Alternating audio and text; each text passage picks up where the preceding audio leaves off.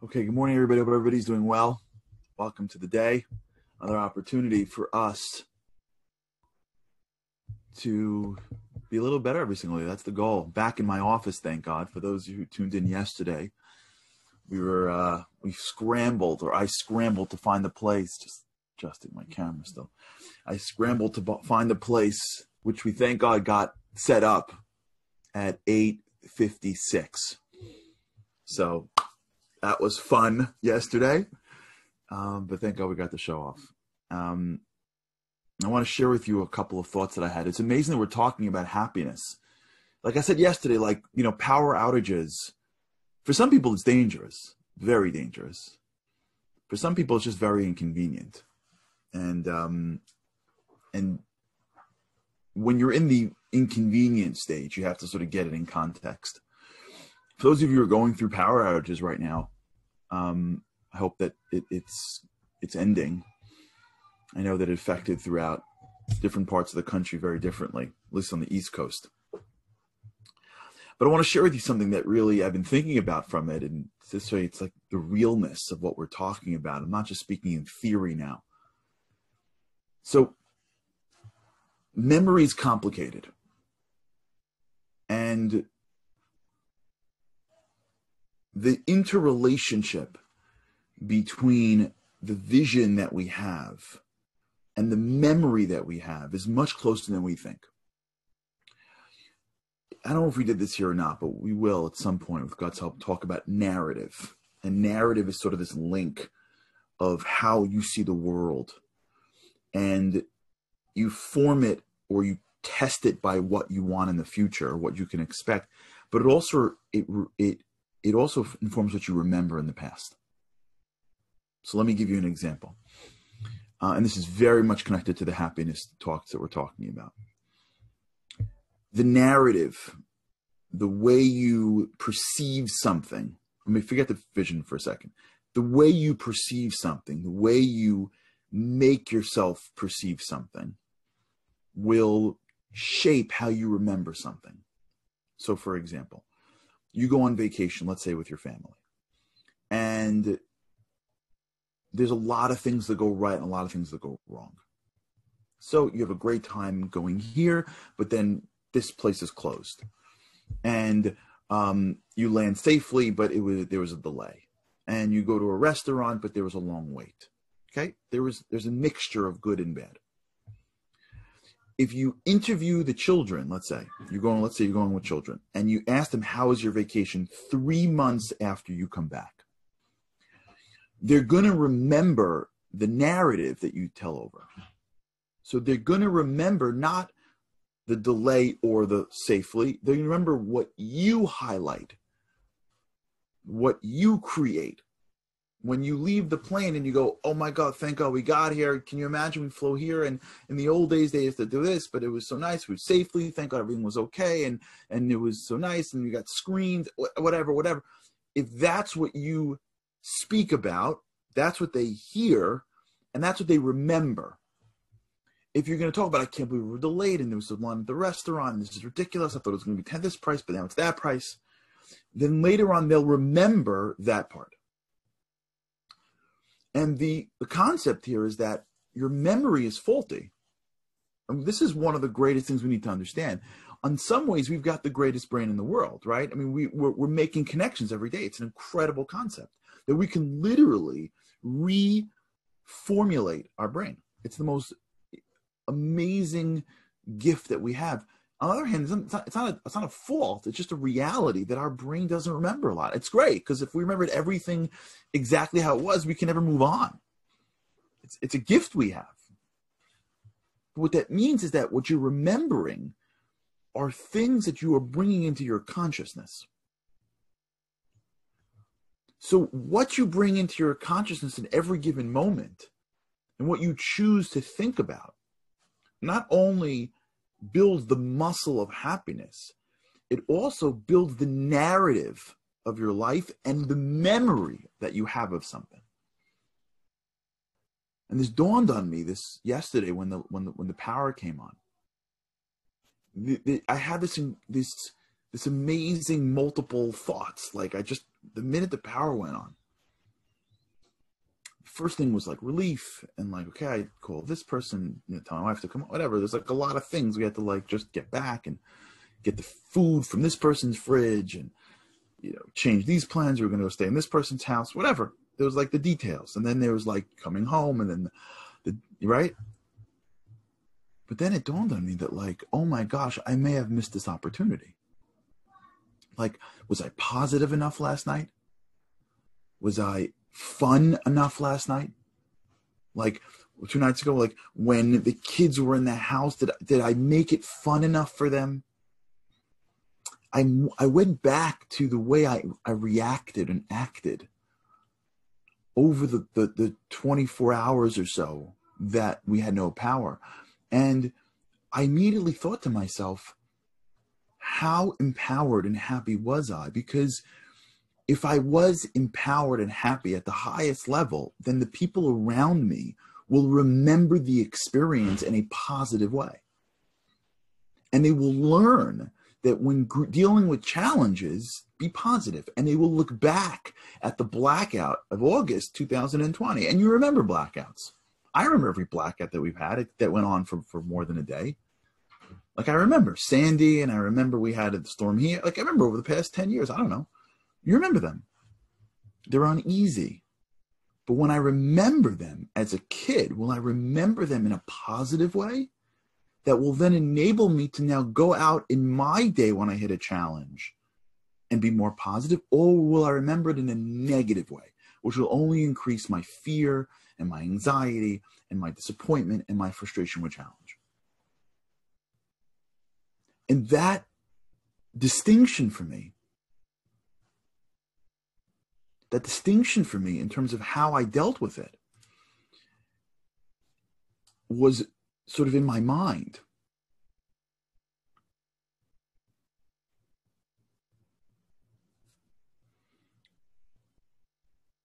This, and thank you everybody. I'm looking at the comments now. I appreciate I feel like we're back in our house together. We're all back in the study. We're all together. And the coffee's going. Yesterday, by the way, just talking about real sacrifice, I don't think I had a cup of coffee until I don't even know when. Because I had to go to a new place and they had coffee there. It was fine. I'm a big boy. This concept, though, is critical. Is understanding that when we go through challenge, and I want to really define it without the acute challenge. Let's leave that stuff out. Let's leave out like acute challenges. Let's leave out real big challenges. Okay? It's not for now. Let's just speak about like inconveniences. And inconveniences could take time and money. It's inconvenient. When we go through our own level of inconveniences, yesterday we spoke about this concept that, thank you, Ken, that yesterday we spoke about this concept of a happiness muscle. And a happiness muscle is a muscle. And just like you can't work out a regular muscle, you can't work out your abs on a couch. You need to be putting them in a position of challenge. You can't really grow in your happiness if life is perfect. And if you see people that have life being too perfect, usually, unless they're working it in some other way, they're not necessarily happier. When you see kids whose moms and dads have helicoptered them to death or to life, and where every single problem they've ever had was solved, and they've never wanted for anything unless they were developing themselves through spirituality or through philosophy or through other areas, or by contribution to society. If they were just sitting back and allowing every single problem to be solved, they're not happier people. Like I told the story of my grandmother who had a very difficult life, yet she was always happy. And to the day of her death, my cousin posted on our family chat, audios of her weeks before she passed. Same lines. We had nothing. We had cows and running water. And she told her, and then every line ended with, but we were happy. So happiness and everything working out perfectly isn't necessarily connected. There's a muscle. The muscle needs to be challenged. And when you're challenged in life by inconveniences and you see it as a workout room for happiness muscle, then you start to grow the muscle. And then when you go to those same challenges over time, they become easier, just like when you go to that same workout over time, it becomes easier. But here's another tool that we can put in our toolbox. Whenever you go through an inconvenience and it's over, if we pause for a moment and look back and realize that it really wasn't as bad as I thought. I really could have gone through this. And I really should have been happier along the way. Because in doing so, I would have either helped me out and built my own happiness muscle, or taught people around me how to deal with situations better. I would have built resilience in my family, my friends, my neighbors, my children, my whatever. Once you are done with something, once the bus comes, once the check clears, once the power is on, once the fight's over, whatever it is that we go through in life that passes in our lives. Again, keep away from major crisis. That's not for now. Let's build with what we have, which is the smaller things, and then we can build off the smaller things. But in the game of the inconveniences that we deal with, that suck our energy, that drain our willpower, that pull away from the natural empowerment. I told the story once when I was on a trip, and on an Israel trip, I see some of the guys are on, and my phone fell into the sink on the last day of the trip as I was cleaning up the bathroom when I was packing up, and like just bzzed out. And I've got no phone on my last day in Israel, having to fly with my boarding pass on but I had to speak in like 20 minutes. And it was like the hardest 20 minutes because I was so like ready to be like, forget it all. I got to fix the phone. I got to get home tonight. Such an inconvenience. Where am I going to get it fixed? How am I going to get home? How am I going to reach anything? How am I going to order a cab? How am I going to pull up my Delta app? Like, how am I going to do all these things? But then having to be in a moment and getting the feedback from a close friend of mine of just, remember, this is your last speech of the trip. It's not fair to the guys that your phone, is broken. Why should they not have all of you? You have a whole bunch of things on the last day. We had a speech. We had to go places. We had a banquet. Why should you be tapped out? What? It's fair to them? And that mentality of like, wait a second, you're right. It's unfair. And the going through that and having to overwhelm myself with, and telling the guys how I felt. And then only later on finding out that a guy told me that he lost his passport that day and he was ready to like give it up. But because he saw it and he did it, this idea that when you act in a way that is beyond you, there could be people watching that you don't know. And because of the story of the phone and he lost his passport, as opposed to like giving up and spending the whole day in the embassy, he figured it out, whatever it is, got on the airplane and he had a great last day. That was like the conversation we had standing next to the bathroom on Delta somewhere over the Atlantic Ocean at 2:00 in the morning on the plane home. And it was worth everything. But when we talk about memory and vision and present, they're all interrelated. So whenever we go through an inconvenience, we have to pause and say, wait, could I have done that better? Could I have been more empowered? Did I underestimate how bad this is? Like, now that it's done, was it as bad as I thought? Did I over dramatize it? And as soon as you start to think these thoughts, you start to remind yourself, I'm going to go through an inconvenience again. I hope not, but most likely. And when I do go through that, remember this. Now you're connecting a vision, the present, and the past. You're saying, I'm going through the past, I'm reviewing my past, and I am checking myself. I'm making sure that I was I right? Could I have been stronger? Could I have been better? Okay, remember the next inconvenience. You're going to be at the front of the inconvenience. You're going to be in the middle of the inconvenience, and you're going to be at the back end of the inconvenience again. And when you get to the back end of that inconvenience, you're going to have the same moment as you're having right now. And I don't want to be in a place where I am regretting how I acted in the inconvenience again. It's like a workout. When you go through, I keep on going back to these examples because they're the easiest, but they apply everywhere. It's like a relationship. You ever have a relationship with your husband or with your wife, and you say something and it's the same argument and it's over and you're like, I'm such a moron. I keep on pretending that like my wife is me. My wife isn't me. She doesn't see the world the way I see it. We're different human beings. And if I would have done it, it'd be like this, but when she does it, it's not. Stop doing that. Stop assuming that. Right? My kids are not seeing the world the way I'm seeing the world. Right? How many times do we go through the same thing? Let's go back like 15 weeks. I mean, not 15 weeks. I think we're almost up to episode 100, I think. I think this is episode 99 with God's help. I would say go back to episode like 15. We spoke about time to think, time to act. When you're done with any inconvenience, when you're going through a problem, when you're stepping into the windstorm, you have to remind yourself, I'm walking into a workout room for happiness. I'm going into an exercise for happiness. I'm going into a Navy SEALs exercise for happiness. Go fight.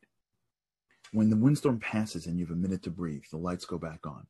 It's in that moment that you have to think, and you have to reflect. You have to say to yourself, what went wrong? Can I have been, forget like can I have been better? Can I have been happier? Forget analyzing all the issues. Just focus on the happiness muscle. Could I have been more empowered? Did I give off to the people around me a feeling of giving up? Did I miss the chance to teach somebody else how we act in challenge?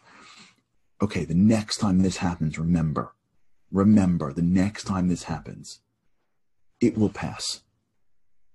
I need to be strong. And although I don't know when it will pass, I'm going to get caught up in the moment, fight to act as if I'm happier than I am, because acting as if is a very powerful way to hack my brain, to build new neural connections that I can only build in challenge. I can go through happiness exercises all day long, but if life is good, I'm only going to get so far down the road. If I go through a challenge and I act as if, my brain is going haywire. My brain has to come up with so much new neuroplasticity because I am acting as if I am something that I don't feel like I am in the midst of a challenge. Do you know how far I can go? Do you know how much I can get accomplished in my path towards happiness? If I act as if I am fully empowered at a moment of challenge, my brain has to adapt to that. And what I'm going to gain from that is so great. And when it passes again, it may not be episode 15. I don't know, happy Andy, but check. What I'm going to gain is I'm going to stand here again at the end of the challenge, and I'm going to feel amazing. That's using the past to watch how this works. You use the past to teach you how to deal with the future. Now you know, challenge comes, relax, right? I'm in the challenge, it's almost over, right? You're using the past to deal with the future only in happiness. I'm not talking about doing another deal. I'm not talking about building. I'm talking about just happening. And then when you do that and you stick with it, when the present comes, now you're prepared. So this idea that we have an accurate picture of the world we know is not true. But when we recognize that I have to make a choice as to where to focus on, now we're entering into the world of how do we change our minds. That's what we're going to focus on next week. Tomorrow is Friday. With God's help, we'll do Q&A. But next week, we're going to start getting into the schema, with God's help, with gratitude. Meaning, we tried to spend the beginning of this week talking about the pitfalls around it, the issues we're avoiding. But now as we move on in the happiness path, we got to get into the world of, okay, now how do I make it happen? We'll get there. Okay, everybody. Thanks so much for your warm wishes and for your kindness. I appreciate it. Happy to be back. I hope the power stays on from now on. And I hope that wherever you are, there's power and there's only good things. We should only be able to celebrate good things together. Thank you so much for tuning in. And with God's help, I cannot wait to see you again tomorrow. Have a great day.